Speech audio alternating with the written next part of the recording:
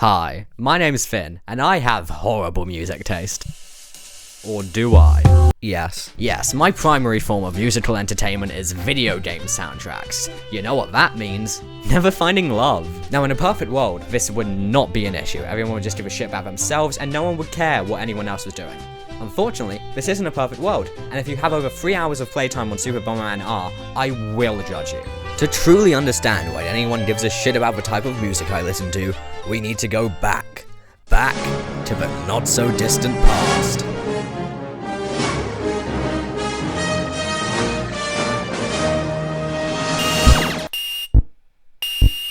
This shit is incredible! According to Wikipedia, the first video game to feature continuous melodic music was Rally X, developed by Namco in 1980. So, to get life will change, we had to watch some cars go fucking crazy on an arcade machine. Now, in the early days of video game music, you couldn't have actual instruments on the computer chips, so you had to use a specific computer chip which would transfer electrical impulses to a circuit board to actual music. This was the birth of the chiptune, and this is where general knowledge of video game music has kind of gone stagnant. You know those people who say video games can't be art because they think that video games haven't progressed since Pong? Well, they fucking hate video game music. And while yes, this era can be a little grating on the ears, this era gave birth to some of the most iconic video game soundtracks: The Legend of Zelda, Pac-Man, Mega Man, fucking Mario. And all this is just the tip of the iceberg. Chiptunes can create some genuinely beautiful songs, and in the most unlikely of places. Like in the fucking DuckTales game. The Moon theme in DuckTales, despite all odds, is one of the most beautiful songs I've heard. And it's from the fucking Duck Show. Welcome to the 16-bit era, where chiptunes were perfected. And while yes, I do love arcade and NES era chiptunes, some of them can get a bit annoying.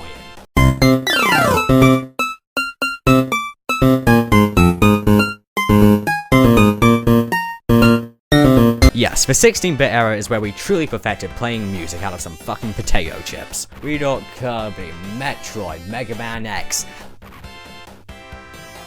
Now, I don't know if you guys can tell, but I'm a bit of a Sonic fan, and this era was the birth of Sonic music, which is always good.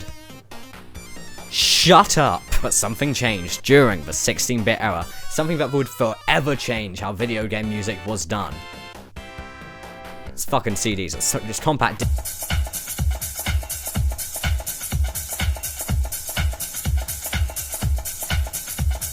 So remember how I said that we couldn't put actual instruments into video game music, so composers had to come up with a completely different way to do music? Yeah, we don't really need that anymore. That's right, fuck you, Rally X. CDs were quickly becoming the main way to produce video games, meaning that actual instruments for video game music could be used. Games like Metal Gear Solid, Final Fantasy VII, and Sonic CD all use CD-ROMs to store their music information. If you couldn't tell with the title of that last one. So of course, Nintendo did its own fucking stupid thing.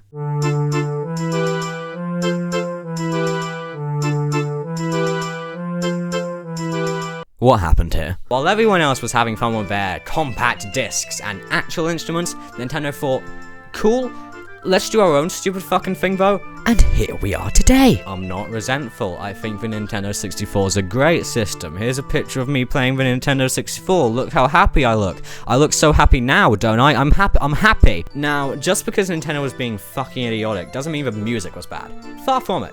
We got bangers like Bomb on Battlefield, Song of Storms, the ending theme to Mario 64.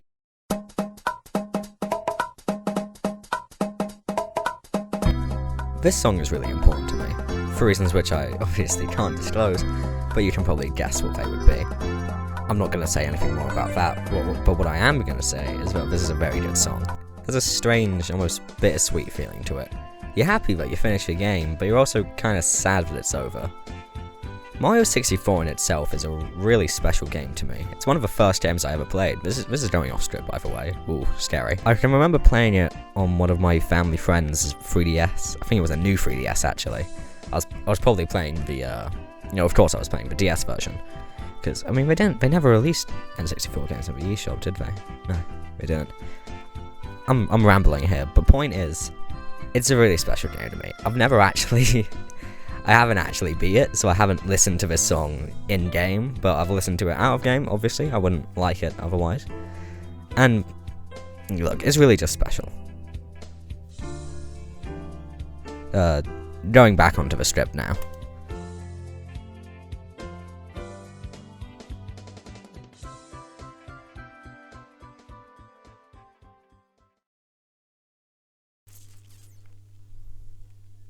Song of Storms does slap, though. Nintendo 64 songs always have a certain sound to them. Just like a hairdryer. I can't describe it, but I know it when I hear it. Oh, no doubt, that's a hairdryer right there. So, now we're done describing Nintendo's bullshit, let's get to... I'm gonna preface this by saying that I'm a stupid fucking Nintendo kid and I've never owned a PlayStation. That being said, let's talk about the modern day. Yes, we're finally in the era where we're getting live orchestras to do the music for Nathan Drake. This is a very small side note, but the fact they cast fucking Tom Holland to play Nathan Drake in the movie is fucking ridiculous. At first, I didn't even realize that's what they did because I thought Marky over here was gonna be Nathan because, you know, you could see how that would make sense. But fucking Tom Holland. But yeah, now game soundtracks are as high, if not higher in quality than movie soundtracks. The soundtracks to games like God of War, Breath of the Wild, Uncharted, Assassin's Creed, Valhalla, Mario Galaxy, Persona 5, Minecraft.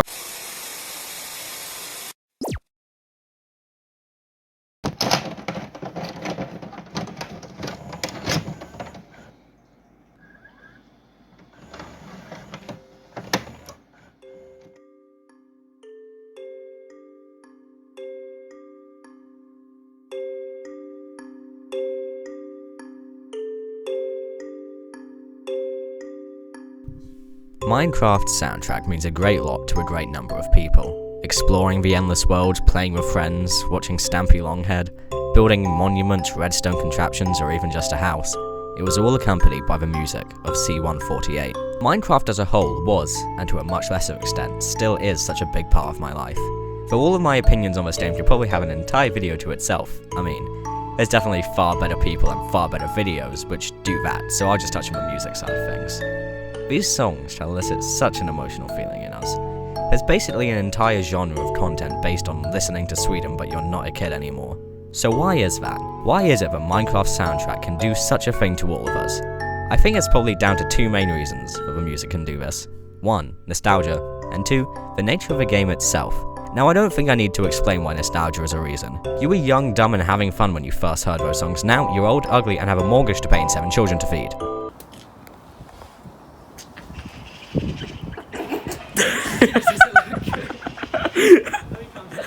It's dead. And the music takes you back to a time where your biggest concern was if you were gonna get the boy toy or girl toy in a McDonald's Happy Meal. Oh, come on, man. Just another fucking knife again. But in terms of the nature of the game itself, Minecraft is a game which can really be whatever you want it to be. You can play it when you're sad, when you're happy, when you're alone or when you're with friends, whether you feel like creating or destroying.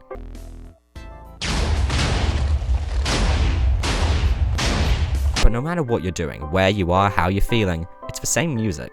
It's always there to comfort you. And I think that's what makes it so special. But what do I know? Nowadays, Minecraft soundtrack is being made by Lena Rain, and while I love what she does, I would still prefer for it to be C148. It's a new sound to Minecraft, very different from what we had before, but still amazing. Minecraft's soundtrack will always have a special place in my heart. Whether it's old or new, quiet or loud, nostalgic or exciting, I love it.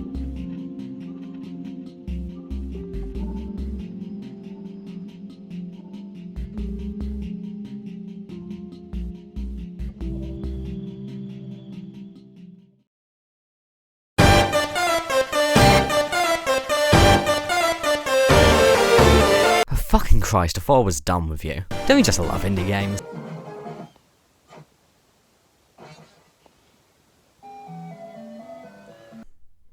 Sure. Indie games are what to thank for bringing back chiptunes, along with pixel art for that matter. But this is where we got some of the best chiptune music, such as... I mean, it's pretty good. Undertale's soundtrack is very good. It's brilliant. Go listen to it.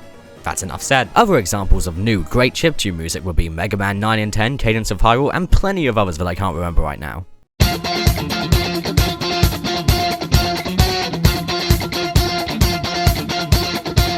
Oh yeah, songs have lyrics. So far, we've only been listening to half the stories when it comes to video game music. Sure, normal video game music is good, but what if you wanted to listen to music like a normal person? Because let's face it, if you're listening to this while walking down the street,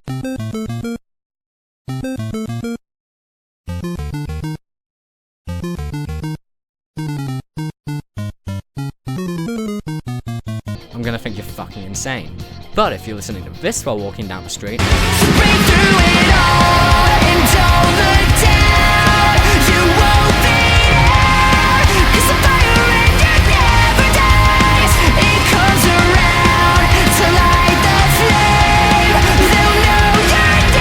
I'm still gonna think you're insane, but I respect the music choice. Vocal songs are usually used as the main theme of a game and the credits theme, but oftentimes they can just be used throughout the game. A good example of this, I would say, is probably Splatoon.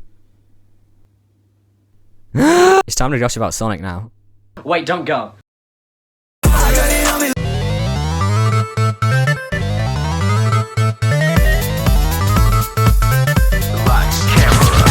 You see, this is why my opinions don't matter. Throughout the entire lifespan of Sonic games, there has always been one constant.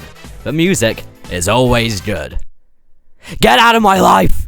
Ever since the 16-bit era, Sonic music has a kind of weird history. Mostly in Sonic 3 where, and I shit you not, Michael Jackson worked on the music. He went uncredited because apparently he wasn't happy with the result of how his music sounded playing through the Genesis sound chip. But he definitely did it. But this is the part where it gets extra exciting. Sure, Sonic's music was good before, but this is where we get rock music. This is Crush 40, and I love them. Welcome to the 2000s, the times of iPods, My Chemical Romance, and Bionicle. The 3 essentials of life. It was also time for serious Sonic stories, and by serious, I mean child murder.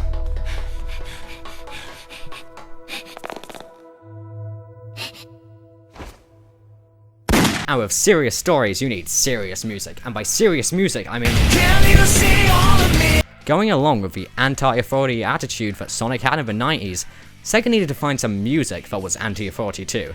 And considering the fact that people used to think rock and roll was satanic, I think it was a pretty good bet. So in comes Sonic Adventure, and in comes Crush 40 with a song Open Your Heart, and this instantly tells you what Sonic's music is going to be like for the next, Well, let me check the time. Oh my god. They hit the Pentagon. But Crush 40 wasn't the only artist creating songs for SA1. There was also... these people. Sonic Adventure paved the way for the next decades of Sonic music. However, that could take up a whole video on itself, so we're just trying to skip to modern day, and... yeah, it's pretty good. T-Lopes is an absolute god-given gift to us all. Jesus Christ, Mania's soundtrack is so fucking good. Tomoyo Otani.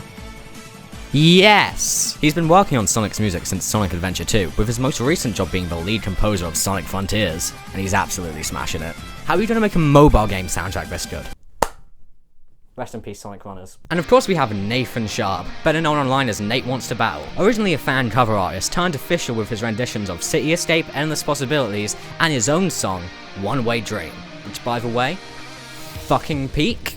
And One Way Dream may or may not be my favourite song right now.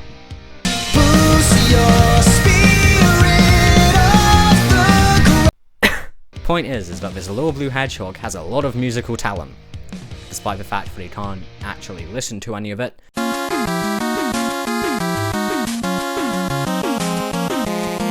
They thought rock music was the spawn of Satan. What do you think they're gonna say to Dig Dug? Video game music in the public eye. Oh no! Do you remember that part about 13 minutes ago when I said opinions on video game music from the general public has kind of held stagnant since the 1980s? This was the birth of the chiptune, and this is where general knowledge of video game music has kind of gone stagnant. Well, this is the part where I talk about that. If you tell people that you listen to video game music, you are one of 2 types of people. Number 1, annoying band kids who think they're superior to you because they listen to Toby Fox and know what a Chrono Trigger is. Yeah, I love Friday Night Funkin', how'd you tell? Or 2, awkward fucks who know they're wrong. Hi. Now most people react the exact same way to both of them. Ew.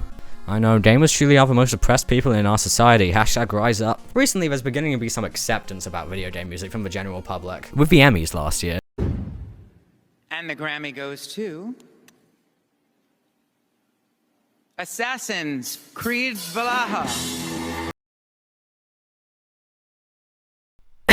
As well as the BBC Proms having a video game category, the future is looking bright for video game music. I forgot Koji Kondo, didn't I? Fuck, I forgot Koji Kondo.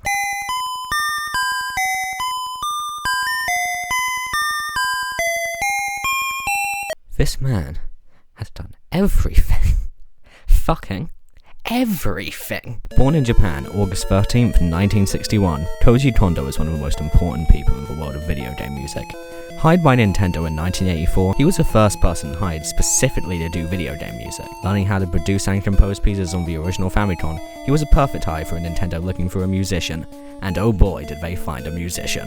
You look at nearly any early Nintendo game, and the music was made by him. Punch-Out, Star Fox, pretty much every Black Box Nintendo game, The Legend of Zelda, fucking Mario. Hopefully one day composers and artists for video games will just be known as composers and artists. Hopefully one day people will stop giving a shit about everyone else's music taste and just care about themselves. Hopefully one day Nintendo will put their music on fucking Spotify. But until then, tier list. Class is now in session. Okay, this is unscripted if you couldn't tell. I'm gonna do a tier list. Because why not? So, I already wrote the list. I already wrote the songs I'm gonna put on the list. I did write all of this 5 months ago, so there's a chance that all of my opinions have changed. Let's get onto the list. You can't, I'm gonna move this light. Because it's not working. Can you see this? I'm gonna hope that you can. This whole part was horribly planned. Number 10. I don't really agree with this, but I'm gonna say number 10, DuckTales Moon Theme. DuckTales Moon Theme. Good song. I'm a fan of it. I think I liked it more when I wrote the list, 5 months ago. Jesus Christ, this video has been in development hell. It's a good song. You've used it in the video. Talked about it back in Birth of 8-Bit. I've been editing for 3 days. This is a nightmare. Number 9. Lifelite. A Smash Ultimate thing. Yeah, that one. Smash Bros. Ultimate was like one of my first hype trains. Yeah, that's number 9. Number 8, according to the list 5 months ago. Mario 64 Staff Roll. That's what that stands for, Mario 64 Staff Roll. I talked about this in the video, back in the N64 section. I'm a fan of the song. On to the next one, shall we? This is just so awful. Number 7, Dreams of an Absolution 2011 Remix. I'm gonna write that down. If you don't know what this song is, it's Silver's theme from Sonic 06, everyone's favourite game. And it is a remix of it, but I don't know who it's by. I listened to it the first night, I think. If it was the first night I was in America. Last summer I went to America for a holiday. First night was miserable though, but that song was good. It helped me through it. On to the next one. Number 6. But it's back in Time from Sonic R. I'll draw a little polygonal Sonic there.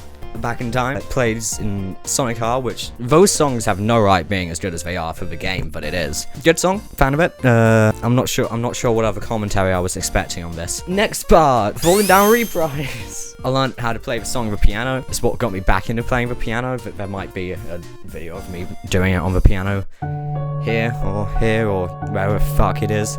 Point is, I'm a fan of the song. I started learning the song before I played Undertale. It got me to play Undertale, which by the way, good, brilliant game. I talked about that slightly and I haven't edited that part yet. When I'm recording this, I've filmed everything. I'm editing and doing voiceover for stuff, so that's where I am. I've been editing for 3 days and my suffering. On to the next one. Into the light.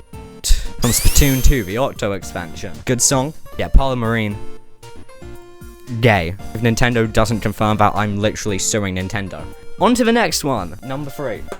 We're getting into our final 3, the top 3. Staff Roll from Paper Mario The Origami King. Paper Mario The Origami King is my favorite game of all time. I use the music in a lot of my videos. This one is, when the song that plays and the credits are rolling, everything's done. Such a good song. Such a good song. I love it very much. On to the next one. I'm awful at this. I don't know why I'm doing this. Number 2.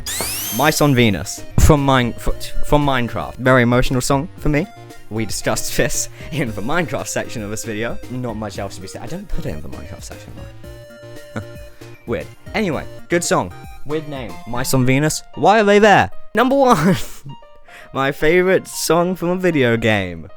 One Way Dream from Sonic Frontiers. I'm a Sonic shill, what can I say? It's the song that plays in the credits if you play on hard mode throughout the entire game. What is there to say? Good lyrics, Nathan Sharp, my boy. God, this was awful, wasn't it? That's my list. How did you like it? I don't care. Make sure to like, comment, subscribe. Fuck you. This was an awful idea. Fucking hell, that was a big one, wasn't it? Hi guys. This video has been in the works for like 5 months, and it's finally done, so that's nice. Jesus Christ, I can't really fully process when I'm done with this, because I've been working on it for way too long. And by working on it, I mean I scripted this 5 months ago, kind of just gave up, and then I picked this up like a week ago. So, in conclusion, thank you for watching, subscribe, check out my second channel, and I'll see you on the next one. Bye.